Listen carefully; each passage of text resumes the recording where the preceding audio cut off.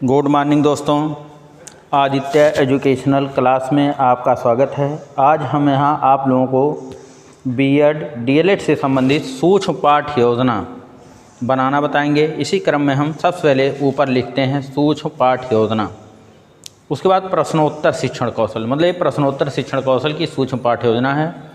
उसके बाद संस्था का नाम लिखते हैं, जिस संस्था में आप पढ़ते हैं उस संस्था का नाम लिखेंगे। ब्रैकेट में अनुरूपी परिस्थितियों में शिक्षाभ्यास, मतलब उसी विद्यालय में रहते हुए आप शिक्षण का अभ्यास करेंगे। उसके बाद छात्राध्यापिका का नाम या छात्राध्यापक का नाम, जो आपका नाम होगा यहाँ नाम अंकित करेंगे।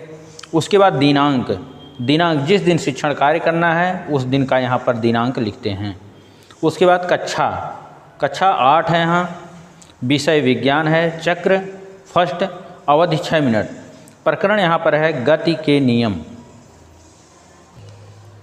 यहाँ पर 4 कॉलम बनाते हैं, एक में शिक्षण बिंदु, छात्राध्यापिका क्रिया, छात्र क्रिया, सहायक सामग्री।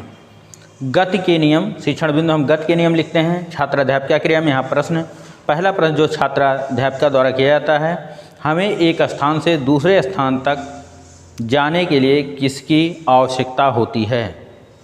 तो छात्र बताते हैं वाहनों की आवश्यकता होती है। सहायक सामग्री में अगर हम शिक्षण कार्य में किसी सहायक सामग्री का प्रयोग करते हैं तो यहाँ पर लिखते हैं। यहाँ लिखा हुआ है कक्षा उपयोगी सहायक सामग्री। कक्षा उपयोगी सहायक सामग्री में जो अनिवार्य उपयोगी सहायक सामग्री है, जैसे चाक है, डेस्टर है, श्यामपट्ट है, ये सब है। फिर दूसरा प्रश्न है छात्राध्यापिका द्वारा क्या समय के साथ साथ किसी वस्तु की स्थिति में परिवर्तन को क्या कहते हैं? तो छात्र बताते हैं गति कहते हैं। तीसरा प्रश्न, गति के नियम का प्रतिपादन किसके द्वारा हुआ? तो छात्र बताते हैं गति के नियम का प्रतिपादन सर आइजैक न्यूटन द्वारा हुआ। तीसरा प्रश्न, गति के कितने नियम हैं? तो छात्र बताते हैं गति के 3 नियम हैं। पांचवा प्रश्न, कौन कौन से हैं, मतलब गति के नियम कौन कौन से हैं उसका नाम बताइए। तो पहला जड़त्व का नियम, दूसरा संवेग का नियम, तीसरा क्रिया प्रतिक्रिया का नियम। उसके बाद छात्राध्यापिका कथन, मतलब इसकी व्याख्या की जाती है, बच्चों समय के साथ साथ किसी वस्तु की स्थिति में परिवर्तन आने को गति कहते हैं। उदाहरण कार का चलना, पक्षी का उड़ना, पानी का बहना आदि। गति 3 प्राकृतिक नियमों पर आधारित है, जिन्हें पहली बार सर आइजैक न्यूटन ने सन 1686 ईस्वी में अपनी प्रसिद्ध पुस्तक प्रिंसिपिया से संबद्ध किया। इसे न्यूटन के गति के नियम भी कहते हैं। न्यूटन के गति विषयक 3 नियम हैं। प्रथम नियम या जड़त्व का नियम, न्यूटन के गति विषयक प्रथम नियम को जड़त्व का नियम कहा जाता है। इस नियम के अनुसार यदि कोई भी वस्तु विराम की अवस्था में है तो यह विराम की अवस्था में ही रहेगी, और यह यदि एक समान वेग से गति की अवस्था में है तो गति की अवस्था में रहेगी जब तक कि उस पर कोई बाह्य बल ना लगाया जाए। उदाहरण चलती कार के अचानक रुकने पर उसमें बैठे यात्री को आगे की ओर झुक जाना, ये हमारा जड़त्व का नियम है या प्रथम नियम है।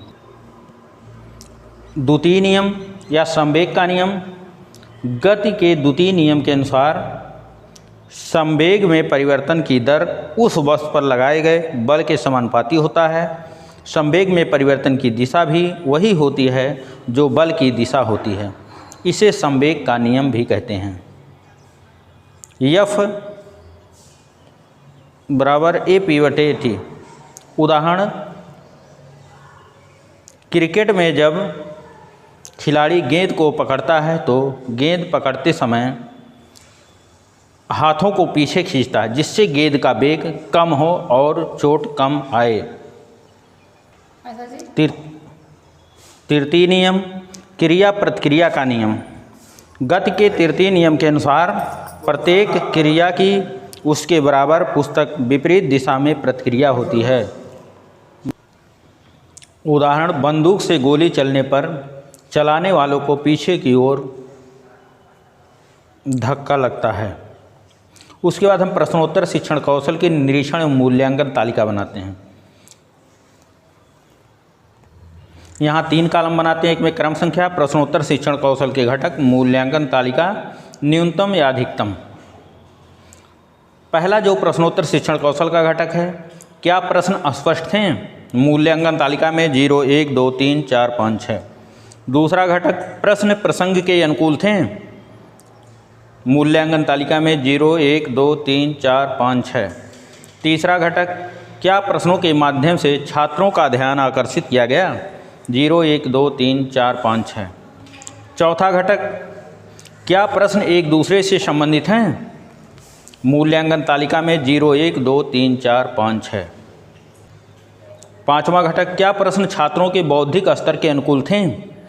0, 1, 2, 3, 4, 5, 6। छठवां घटक, क्या अनुशीलन के प्रश्न पूछे गए या खोजपूर्ण प्रश्न पूछे गए? मूल्यांकन तालिका में 0, 1, 2, 3, 4, 5, 6। इसके बाद हम आलोचना या सुझाव यहाँ लिख देते हैं कि आपका शिक्षण कार्य कैसा है, उसका पर्यवेक्षक जो है आलोचना करते हैं या सुझाव देते हैं, जिससे भविष्य में आपके अंदर जो कमियां हैं उस कमेंट को पढ़ करके आप अपने शिक्षण कार्य में सुधार ला सकें। Thank you class. दोस्तों, अगर ये वीडियो आपको अच्छा लगे तो इसको लाइक कीजिएगा, सब्सक्राइब कीजिएगा, अपने दोस्तों में शेयर कीजिएगा, जिससे मैं पुनः दूसरा वीडियो अपलोड करूँ तो उसकी सूचना सबसे पहले आपको पहुँचे।